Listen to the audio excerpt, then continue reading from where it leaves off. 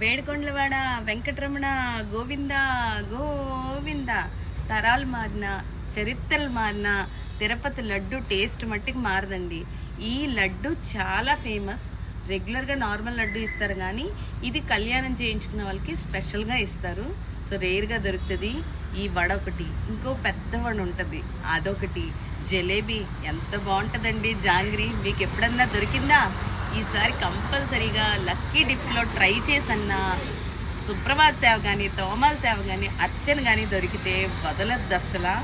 ఎంత స్వామి ముందు కూర్చొని ఆయన దర్శించుకుంటే అదృష్టమే వేరండి.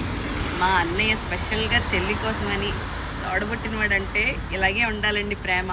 అది మనం కూడా నిలబెట్టుకోవాలి. చూసారా, వేడుకొండలవాడు స్వామి వెంకటరమణ నాకు తిరుపతి లడ్డు పంపించారండి.